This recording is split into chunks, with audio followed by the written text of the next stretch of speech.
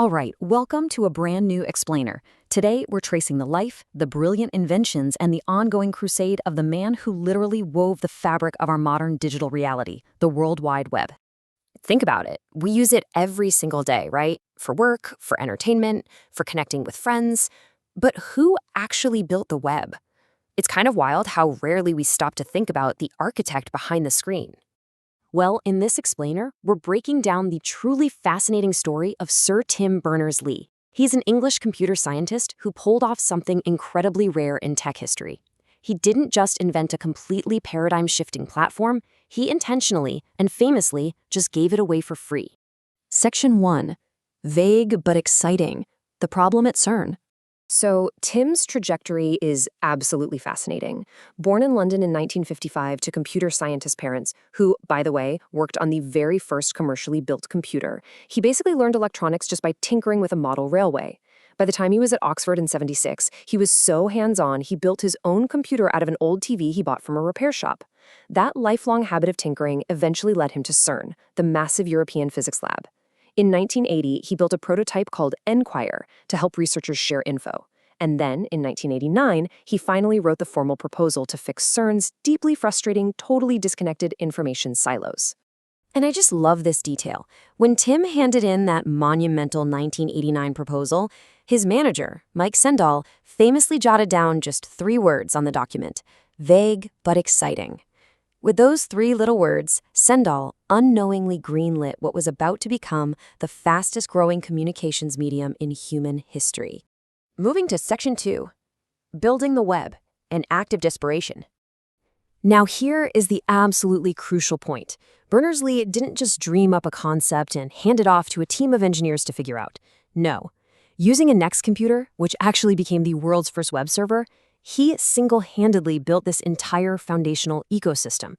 I mean, he wrote HTML to format pages, designed the URL address system so we could actually find them, created HTTP to transfer the data, and built the very first web browser. He laid the exact literal bricks that we still use to navigate the internet today. Later on, when reflecting on this massive undertaking, he described the creation of the web simply as an act of desperation. The situation at CERN without it was just driving him crazy. He realized that the underlying internet plumbing, things like TCP and DNS, already existed. He just had to be the one to bridge the gap, building a higher level of abstraction to basically glue all these disparate documentation systems together. On to Section 3. This is for everyone, the radical choice to give it away. So, when he founded the World Wide Web Consortium, or W3C, at MIT in 1994, he faced a massive fork in the road. Think about it. We could have easily ended up with a completely closed, patented system where every single click paid a royalty to some giant tech corporation. But instead, he made a radically different choice.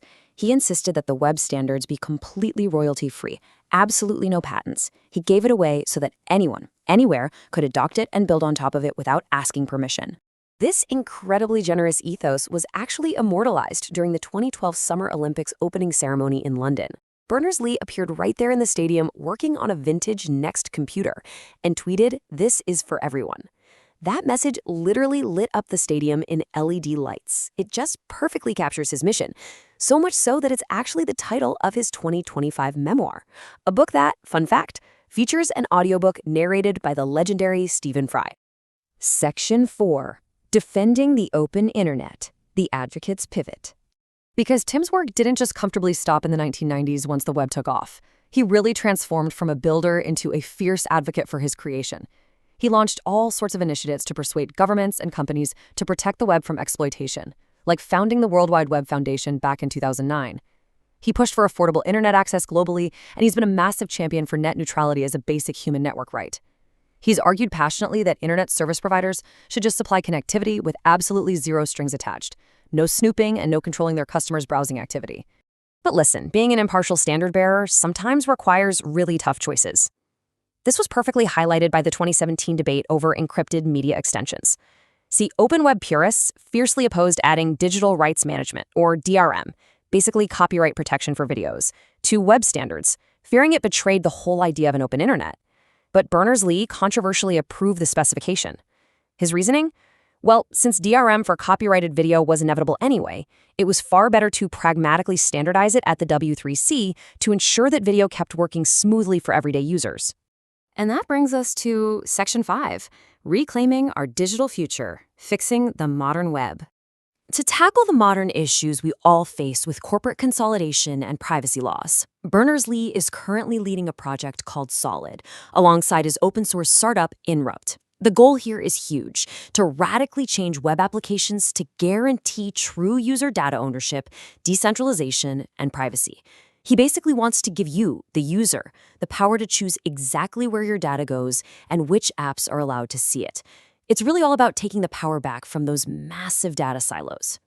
And to help fund these modern initiatives, he did something super highly publicized back in 2021. He actually auctioned off the original World Wide Web source code as an NFT at Sotheby's. And get this, it sold for a staggering $5.4 million. The proceeds from that massive sale are reportedly being used to fund these exact initiatives to protect and decentralize the web. Reflecting on his incredible legacy in his 2025 memoir, he points to one specific platform that really embodies his original dream. He praises Wikipedia as the ultimate realization of what he calls intercreativity, basically a group of people being creative together. He views it as a modern wonder of the world and, honestly, the absolute best single example of the true, open, collaborative spirit he intended the web to have in the first place. So, as we wrap up this explainer, I really want to leave you with a final thought. As the web continues to evolve, who really controls your digital life today? And more importantly, what can we learn from Sir Tim Berners-Lee's relentless advocacy to take that control back? Definitely something to think about the next time you open your browser. All right, I'll catch you in the next explainer.